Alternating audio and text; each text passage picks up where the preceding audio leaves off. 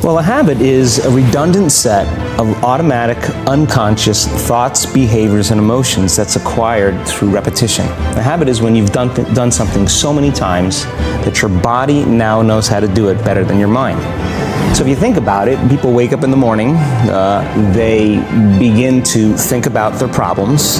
Those problems are circuits of memories in the brain. Each one of those memories are connected to people and things at certain times and places. And if the brain is a record of the past, the moment they start their day, they're already thinking in the past. Each one of those memories has an emotion. Emotions are the end product of past experience.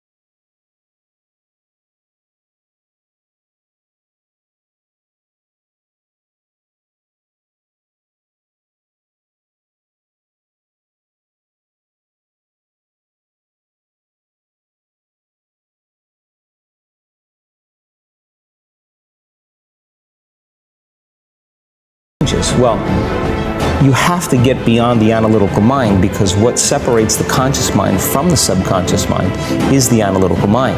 And that's where meditation comes in, because you can teach people through practice how to change their brainwaves, slow them down. And when they do that properly, they do enter the operating system where they can begin to make some really important changes. So most people then wait for crisis or trauma or disease or diagnosis. They wait for loss, some tragedy to make up their mind to change. And my message is, why wait? And you can learn and change in a state of pain and suffering, or you can learn and change in a state of joy and inspiration. And I think right now, the cool thing is that people are waking up. That's really interesting, and where I found the deepest hooks into how powerful this can be for somebody is when you talk about trauma, and you've talked about how people experience a traumatic event, but they then basically rehearse it, and how that then has this knock-on effect. So what is that? Why do people find it so hard to get past trauma? The stronger the emotional reaction you have to some experience in your life, the higher the emotional quotient, the more you pay attention to the cause. And the moment the brain puts all of its attention on the cause, it takes a snapshot. And that's called a memory. So long-term memories are created from very highly emotional experiences. So what happens then is that people think neurologically within the circuitry of that experience, and they feel chemically within the boundaries of those emotions. And so when you have an emotional reaction to someone or something, most people think that they can't control their emotional reaction. Well, it turns out if you allow that emotional reaction, it's called a refractory period, to last for hours or days, that's called a mood.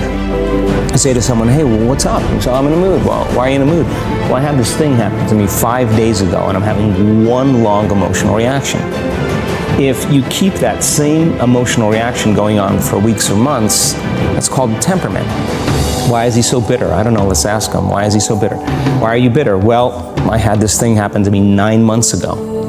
And if you keep that same emotional reaction going on for years on end, that's called a personality trait. And so learning how to shorten your refractory period of emotional reactions is really where the work starts. So then people, when they have an event, what they do is they keep recalling the event because the emotions of stress hormones, the survival emotions, are saying pay attention to what happened because you want to be prepared if it happens again. Turns out most people spend 70% of their life living in survival and living in stress. So they're always anticipating the worst case scenario based on a past experience. And they're literally, out of the infinite potentials in the quantum field, they're selecting the worst possible outcome and they're beginning to emotionally embrace it with fear. And they're conditioning their body into a state of fear. Do that enough times, body has a panic attack without you. You can't even predict it because it's programmed subconsciously. So then you say to the person, why are you this way? And they'll say, I am this way because of this event that happened to me 15 or 20 years ago. And what that means from a biological standpoint is that they haven't been able to change since that event. So then the emotions from the experience tend to give the body and the brain a rush of energy. So people become addicted to the rush of those emotions, and they use the problems and conditions in their life to reaffirm their limitation, so at least they can feel something. So now when it comes time to change, you say to the person, why are you this way? Well, every time they recall the event, they're producing the same chemistry in their brain and body as if the event is occurring, firing and wiring the same circuits and sending the same emotional signature to the body. Well, what's the relevance behind that? Well, your body is the unconscious mind. It doesn't know the difference between the experience that's creating the emotion and the emotion that you're creating by thought alone. So the body's believing it's living in the same past experience 24 hours a day, 7 days a week, 365 days a year. And so then when those emotions influence certain thoughts, and they do, and then those thoughts create the same emotions, and those same emotions influence the same thoughts, now the entire person's state of being is in the past. So then the hardest part about change is not making the same choices you did the day before, period. And the moment you decide to make a different choice, get ready because it's going to feel uncomfortable. The bigger thing is that we keep firing and wiring those circuits. They become more hardwired. So you have a thought and then the program runs. But it's the emotion that follows the thought. If you have a fearful thought, you're going to feel anxiety. The moment you feel anxiety, your brain's checking in with your body and saying, yeah, you're pretty anxious. So then you start thinking more corresponding thoughts equal to how you feel. Well, the redundancy of that cycle conditions the body to become the mind. So now, when it comes time to change, the person steps into that river of change and they make a different choice, and all of a sudden they don't feel the same way. So the body says, well, you've been doing this for 35 years, you're going to just stop suffering and stop feeling guilty and stop feeling shameful, and you're not going to complain or blame or make excuses or feel sorry for yourself. Well, the body's in the unknown. So the body says, I want to return back to familiar territory. So the body starts influencing the mind, and it says, start tomorrow. You're too much like your mother. You'll never change. This isn't going to work for you. This doesn't feel right.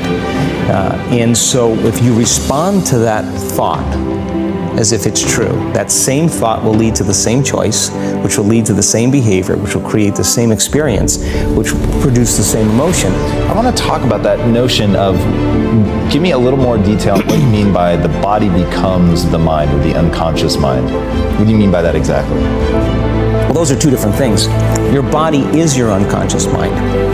In a sense, if you're sitting down and you start thinking about some future worst case scenario that you're conjuring up in your mind, and you begin to feel the emotion of that event, your body doesn't know the difference between the event that's taking place in your world, outer world, and what you're creating by emotion or thought alone. So most people then, they're constantly reaffirming their emotional states. So when it comes time to give up that emotion, they can say, I really want to do it, but really the body is stronger than the mind because it's been conditioned that way. So the servant now has become the master. And the person all of a sudden, once they step into that unknown, they'd rather feel guilt and suffering because at least they can predict it. Being the unknown is a scary place for most people because the unknown is uncertain. And when people say to me, well, I can't predict my future, I'm in the unknown, and I always say the best way to predict your future is to create it. Not from the known, but from the unknown. What thoughts do you want to fire and wire in your brain? What behaviors do you want to demonstrate in one day? The act of rehearsing them mentally, closing your eyes, and rehearsing the action. Rehearsing the reaction of what you want, or the action? The action of what you want. By closing your eyes and mentally rehearsing some action. If you're truly present, the brain does not know the difference between what you're imaging and what you're experiencing in 3D world. So then you begin to install the neurological hardware in your brain to look like the event has already occurred. Now, your brain is no longer a record of the past. Now it's a map to the future. And if you keep doing it, priming it that way, the hardware becomes a software program. And who knows, you just may start acting like a happy person. And then I think the hardest part is to teach our body emotionally what the future will feel like ahead of the actual experience. So what does that mean? You can't wait for your success to feel empowered. You can't wait for your wealth to feel abundant. You can't wait for your new relationship to feel love, or your healing to feel whole. I mean, that's the old model of reality of cause and effect, waiting for something outside of us to change how we feel inside of us. And when we feel better inside of us, we pay attention to whoever or whatever caused it. But what that means then is that from the Newtonian world is that most people spend their whole life living in lack, waiting for something to change out there. What do you mean the Newtonian world? The Newtonian world is all about the predictable. It's all about predicting the future. But the quantum model of reality is about causing an effect. The moment you start feeling abundant and worthy, you are generating wealth. The moment you're empowered and feel it, you're beginning to step towards your success. The moment you start feeling whole, your healing begins. And when you love yourself and you love all of life, you'll create an equal. Now you're causing an effect. And I think that's the difference between living as a victim in your world, saying, I am this way because of this person or that thing or this experience. They made me think and feel this way. When you switch that around, you become a creator of your world, and you start saying, my thinking and my feeling is changing an outcome in my life. And now that's a whole different game, and we start believing more that we're creators of reality. So how do we go from, okay, I have this negative emotion, it's controlling my life, it's got me in this cycle of, I think about this emotion, which triggers a chemical reaction, which trains my body to feel that way, which makes it easier, more likely I will do it again, and so now I'm in this vicious cycle. And unconscious, and it's unconscious. Right, and you said, does your thinking create your environment, or does your environment create your thinking, which I thought was really, really interesting. So how do we then go from that, like mechanistically, to begin this visualization process of something that's empowering? It's me in a different state, it's my future self. Is it meditation? Is it, what does that look like? If you're not being defined by a vision of the future, then you're left with the old memories of the past, and you will be predictable in your life. And if you wake up in the morning and you're not being defined by a vision of the future, as you see the same people and you go to the same places and you do the exact same thing at the exact same time, it's no longer that your personality is creating your personal reality. Now your personal reality is affecting or creating your personality. Your environment is really controlling how you think and feel unconsciously, because every person, everything, every place, every experience has a neurological network in your brain. Every experience that you have with every person produces an emotion. So some people will use their boss to reaffirm their addiction to judgment. They'll use their enemy to reaffirm their addiction to hatred. They'll use their friends to reaffirm their addiction to suffering. So now they need the outer world to feel something. So to change then is to be greater than your environment, to be greater than the conditions in your world. And the environment is that seductive. So then why is meditation the tool? Well, let's sit down, let's close our eyes. Let's disconnect from your outer environment. So if you're seeing less things, there's less stimulation going to your brain. If you're playing soft music or you have earplugs in, less sensory information coming to your brain, so you're disconnecting from your environment. If you can sit your body down and tell it to stay like an animal, stay right here. I'm going to feed you and we're done. You can get up and check your emails. You can do all your texts. But right now, you're going to sit there and obey me. So then, When you do that properly, and you're not eating anything or smelling anything or tasting anything, you're not up experiencing and feeling anything, you would have to agree with me that you're being defined by a thought, right? So when the body wants to go back to its emotional past, and you become aware that your attention is on that emotion, and where you place your attention is where you place your energy, you're siphoning your energy out of the present moment into the past, and you become aware of that. And you settle your body back down in the present moment, because it's saying, well, it's 8 o'clock, you normally get upset because you're in traffic around this time, and here you are sitting, and we're used to feeling anger, and you're off schedule. Oh, it's 11 o'clock, and you usually check your emails and judge everybody. Well, the body's looking for that predictable chemical state. Every time you become aware that you're doing that, and your body is craving those emotions, and you settle it back down into the present moment, you're telling the body, it's no longer the mind, that you're the mind, and now your will is getting greater than the program. And if you keep doing this over and over again, over and over again, over and over again, just like training a stallion or a dog, it's just going to say, I'm going to sit. And the moment that happens, and the body's no longer the mind, when it finally surrenders, there's a liberation of energy. We go from particle to wave, from matter to energy, and we free ourselves from the chains of those emotions that keep us in the familiar past. And we've seen this thousands of times. In fact, we can actually predict it now on a brain scan.